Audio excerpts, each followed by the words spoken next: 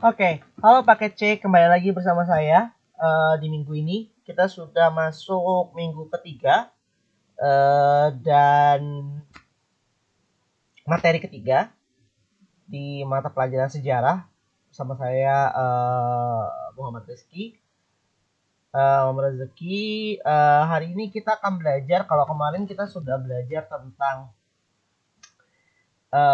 manusia dan relasinya dengan sejarah. Kalau kali ini kita akan belajar sebenarnya adalah output dari ketika kita belajar sejarah gitu. Salah satu hal yang paling penting ketika kita belajar sejarah adalah kita memahami pola pikir baru gitu, cara berpikir baru. Seperti apa? Kita bisa lihat di PDF yang kemarin saya kirim lengkapnya. Tapi di sini saya ingin menjelaskan secara singkatnya saja, apa saja kemampuan-kemampuan berpikir atau pola berpikir yang kemudian teman-teman dapatkan setelah belajar sejarah nantinya gitu. Jadi kalau dalam buku modul tersebut terdapat paling tidak 4, yaitu ada kronologis, periodisasi, kausalitas, dan diakronik dan sinkronik. Kalian bisa lihat datanya itu di slide yang sudah saya berikan tadi di PDF ya. Nah, itu ada 4, dan keempat ini tuh sebenarnya adalah kemampuan yang kemudian menjadi pemikiran utama ya, cara berpikir utama ketika kita belajar sejarah gitu. Nah, yang pertama itu adalah kemampuan berpikir kronologis. Apakah itu? Kalau dari situ dijelaskan ya, kronologis mengandung arti pengetahuan tentang urutan waktu dari sejumlah kejadian atau peristiwa. Pengetahuan ini sangat penting dalam pelajaran sejarah yang senantiasa menekankan perlunya mengurutkan seluruh kejadian atau peristiwa berdasarkan waktunya, yakni menempatkan kejadian atau peristiwa yang terjadi lebih dahulu daripada yang terjadi kemudian. Jadi kalau secara hitungan gitu ya, kalau matematikanya sejarah itu adalah selalu dari belakang ke depan gitu ya, progresif atau maju terus gitu. um, Sejarah tidak bisa tidak bisa kayak dilongkap-longkap ataupun yang ini maju duluan yang sana. Kita mungkin bisa bicara tentang Orde Baru yang berdiri tahun 1965, 1966 lah ya, 1966, dengan tanpa kita mendahului dulu Indonesianya itu udah ada belum gitu pada tahun 1945 ketika proklamasi. Nah, jadi urutan, jadi kronologis itu membuat kita berpikir urut gitu. Kan dalam sehari-hari kita juga harus berpikir urut ya. Kalau berpikir acak itu kan kadang-kadang orang susah membaca pikiran. Nah, ketika berpikirnya urut sesuai, nah itu akan membuat orang lebih tertata. Makanya kenapa sejarah kemudian penting gitu ya. Nah, kronologi memberikan gambaran waktu yang bersifat linear, ini waktu yang bergerak dari belakang ke depan. Ini tadi saya bilang ya, atau waktu yang bergerak dari kiri ke kanan, atau waktu yang bergerak dari titik saat awal hingga mencapai titik akhir. Oleh karena itu, gerakan waktu bersifat progresif karena memandang perjalanan waktu sebagai proses perkembangan menuju kemajuan. Jadi dalam pola pikir yang kronologis, kita belajar tentang bagaimana kita sih berpikir yang uh, urut. Nah, ini tuh membantu kita tuh kalau nanti satu hari menjadi sejarawan, ketika ketika kita melihat urutannya, mana sih yang duluan antara proklamasi dan lahirnya Orde Baru. Nah, itu akan terlihat tuh kalau kita kronologis lakukannya dari tahun 1945 terus sampai 1966 gitu ya, kurang lebih seperti itu. Nah, lalu ada yang kedua namanya kemampuan berpikir periodisasi. Apa itu? Periodisasi adalah pembagian waktu menurut zamannya. Istilah periodisasi dalam bahasa Indonesia sepadan dengan penzamanan atau pembabakan. Ketiga istilah ini, periodisasi, penzamanan, dan pembabakan, mempunyai pengertian yang sama, yaitu pembagian waktu menurut zamannya. Ya, kata periodisasi berasal dari kata periode dalam bahasa Indonesia. Kata periode mempunyai 3 pengertian, yaitu waktu, lingkaran waktu, dan masa. Nah, kalau tadi kita bisa melihat, kalau tadi dalam kronologis sejarah itu mengajarkan kita secara yang urut, kalau periodisasi membuat kita belajar tentang potongan-potongan waktu gitu ya, sampai kapan dan kapan gitu ya. di buku sejarah Indonesia itu Indonesia dibagi atas 6 zaman ya.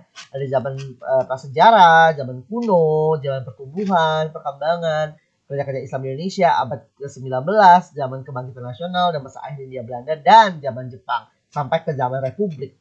Nah, itu ada periodisasinya nih. Contohnya, periodisasi itu apa sih? Jepang. Kapan Jepang menjajah Indonesia? Dari 1942 sampai 1945, lalu dihentikan oleh pemboman di Hiroshima dan Nagasaki. Nah, itulah di mana periode sejarah berakhir. Jadi ada potongan sejarah itu kan kepingan ya. Kalau tadi kronologis itu bicara sejarah dari ujung ke ujung secara suatu garis yang lurus, kalau periodisasi itu bicara dalam potongan-potongan atau pieces of history gitu ya. 1942 sampai 1945, lalu misalnya lagi Orde Baru. Tadi kembali lagi kalau bicara Orde Baru dari 1966 sampai Reformasi 1998. Itu kemudian melihat sejarah dari kacamata lain, bukan hanya sekedar garis linier, tapi adalah potongan-potongan. Tapi harus diingat ya, ini tidak ada salah yang benar. Keduanya itu adalah menjadi gaya berpikir yang sebenarnya penting. Yang satu adalah mengurutkan, yang lain adalah mencoba untuk melihat pieces-pieces kecil atau potongan-potongan kecil yang kemudian membentuk sejarah yang namanya sejarah Indonesia. Gitu misalnya.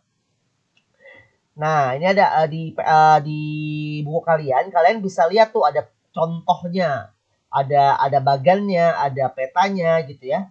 Kalau bisa dilihat, nah itu ada bagannya di situ, bisa kalian lihat kapan saja 1966 1998 kan Orde Baru, lalu ada masa penjajahan VOC berbeda dengan Belanda itu juga, dan karena paling susah sebenarnya memahami kapan Indonesia dijajah oleh Belanda, karena tidak semua daerah itu pasti 365 tahun gitu seperti yang selama ini dibicarakan gitu. Nah, lalu yang ketiga itu ada namanya kemampuan berpikir kausalitas. Kausalitas menyangkut hubungan sebab akibat antara dua atau lebih peristiwa. Pengetahuan tentang hubungan sebab akibat tersebut sangat penting dalam pembelajaran sejarah, terutama untuk menjawab pertanyaan mengapa suatu peristiwa terjadi. Nah, ini juga kemarin juga sempat diomongin soal sejarah dan manusia juga ya. Bagaimana kemudian manusia itu bisa sampai di sini nih. Bagaimana kita bisa menjadi bangsa yang namanya bangsa Indonesia. Nah, untuk itu ada namanya sebab akibat gitu ya. Negara Indonesia bisa masuk ke kemerdekaan karena adanya proklamasi. Lalu misalnya mengapa sekarang banyak sekali diskriminasi terhadap masyarakat Tionghoa. Itu bisa dicari dan bahkan bisa digali sampai dari masa geger pecinan ketika di masa kolonial gitu. Itu tuh sejarahnya itu saling menjadi sebab akibat satu sama lain ya. Makanya ada yang bilang kejauh banget sih lo nariknya sampai jauh geger pecinan di masa-masa kolonial zaman dahulu sekali gitu. Tapi kelihatan sekali bahwa ada pola-pola yang membentuk diskriminasi kelompok Tionghoa di Indonesia yang sudah mulai jauh sebelum Indonesia merdeka. Jadi sebab akibat ini kemudian menjadi namanya kausal. Nah, di kausal sendiri ada dua jenis, ada monokausalitas, ada yang namanya multikausalitas. Monokausalitas itu biasanya sebabnya cuma satu, udah. Kenapa masyarakat Tionghoa didiskriminasi di Indonesia gitu? Sampai ada kerusuhan tahun 98. Satu masalahnya karena mereka kaya misalnya gitu. Lalu mereka kaya dan dianggap mengambil. Itu kan itu mungkin satu dari sekian banyak alasan lain yang kemudian menyebabkan sejarah itu terjadi gitu. Makanya kemudian lahirlah namanya multikausalitas ya. Jadi banyak sekali atau multi ya, bukan lagi dua ataupun tiga, tapi multi atau banyak sekali sebab yang mengakibatkan terjadinya diskriminasi. Begitu. Nah, lalu banyak banget nih kayak hal-hal yang membuat multikausalitas tuh menjadi hal yang menarik dianalisis, karena ternyata kita bisa melihat berbagai macam aspek gitu, nggak hanya aspek sejarahnya doang, tapi aspek sosialnya juga, antropologis, sosiologis, semua itu saling mendukung dalam melihat analisis sejarah gitu. Lalu nah tuh jadi banyak banget yang bisa dieksplorasi ya. Dari mulai sosial ekonomi, komersial fiskal, agraria feodal, Organisasi inovatif ini kan sebenarnya adalah aspek-aspek yang kemudian mempengaruhi suatu hal terjadi gitu. Nggak mungkin tiba-tiba saya sebagai guru, lalu saya sekolah guru gitu ya. Aspeknya nggak hanya karena saya anak ibu saya gitu, tapi juga karena saya sekolah guru itu karena saya di selama selama kuliah tuh saya belajar yang benar. Itu dari sudut pandang personal misalnya. Atau dari sudut pandang luar bahwa kampus saya mengajarkan saya untuk belajar sejarah dengan baik. Itu adalah banyak sekali. Jadi aspeknya tuh banyak banget. Bisa dari sudut pandang ekonomi, sosiologis, antropologis, dan masih banyak lagi. Ini juga dibahas tentang sistem teknologi, mobilitas sosial, ya kan orang manusia berubah loh dan mengalir gitu ya. Manusia urbanisasi kemudian lahir besar-besaran pasca Orde Baru misalnya gitu ya. Urbanisasi terus juga lalu mulai transmigrasi, mulai ramai di masa Orde Baru. Lalu mulai berpindah lalu tapi menjadi sentralistik gitu. Maksudnya pembangunan walaupun transmigrasi jalan tapi pembangunan itu banyak terjadi hanya di perkotaan ataupun spesifik di kota. Jadi mobilitas manusia itu mempengaruhi sejarah berjalan juga dari satu tempat ke tempat lain. Terus sistem teknologi tadinya cuma analog lalu kemudian sekarang kita bisa ada internet dan macam-macam nah itu gitu. Nah, di dalam situ ada di dalam ya kemampuan yang berikutnya ada namanya kemampuan berpikir diakronis dan sinkronis. Jadi kemampuan berpikir diakronik dan sinkronis mempunyai beberapa perbedaan. Pengertian berpikir diakronis adalah kemampuan memahami peristiwa dengan melakukan penelusuran pada masa lalu, kayak investigator gitu. Jadi gaya berpikir diakronis tuh gaya berpikir yang gimana ya, meneliti gitu lebih dalam dari semua dokumen-dokumen. Misalnya dalam sejarah itu kan ya kita belajar dokumen, belajar arkeologi ya apa namanya historical things gitu ya, hal-hal yang historis gitu. Misalnya kita melihat ada kalau proklamasi itu ada teks ya, teks proklamasi yang diketik oleh Sayuti Melik gitu kan. Itu adalah benda-benda arkeologis gitu, benda-benda bersejarah yang kemudian bisa menjadi bahan dalam berpikir secara diakronis, itu mencari dan menginvestigasi gitu. Sedangkan kalau berpikir sinkronik memahami peristiwa dengan mengabaikan aspek perkembangannya. Jadi nggak hanya perkembangannya. Nah ini sebenarnya juga ini ya menarik ya karena ini bicara tentang aspek-aspeknya juga nih sama seperti tadi gitu. Mereka bisa meriset dari berbagai macam hal. Gitu. Tidak hanya melakukan penelusuran saja, tapi juga bisa lari kemana-mana. Gitu. Karena orang bisa belajar sejarah, bisa kemana-mana. Which is itu bagus ya, karena seperti yang tadi kita bicara dalam cara berpikir sebelumnya gitu ya, yang multikausalitas gitu. Alasan itu banyak banget.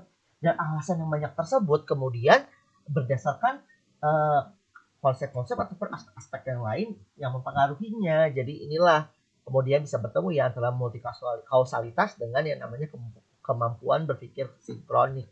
Jadi sejarawan tuh nggak hanya belajar sejarah doang, belajar ekonomi juga, harus bisa memahami antropologi, tergantung mau belajar sejarah dari sudut pandang apa. Nah, dalam berpikir itu tuh ada beberapa ya. Di dalam itu biasanya kalau di sejarah itu yang paling penting dipunyai adalah kemampuan untuk memahami konsep. Ya, gagasan atau ide. Jadi para sejarawan itu biasanya menggunakan konsep ilmu sosial. Kebanyakan seperti itu. Misalnya ketika mau belajar tentang sejarah ekonomi Indonesia pasca Orde Baru gitu, dengan lahirnya swastanisasi gitu, misalnya atau yang tadinya Bung Karno itu anti terhadap asing, lalu semasa Orde Baru lalu lahirlah swastanisasi dan lain-lainnya gitu ya. Di mana negara asing dan negara barat kemudian membantu dalam pembangunan Indonesia hingga Indonesia menjadi negara yang sangat modern gitu. Itu kemudian bisa dikatakan analisis sejarah dalam konsep ekonomi gitu. Konsep ekonomi liberal ala Orde Baru misalnya kayak gitu. Nah, terus lalu ada yang nama teori. Nah, teori itu ya sejarah tuh ada banyak teori ya seperti yang lain.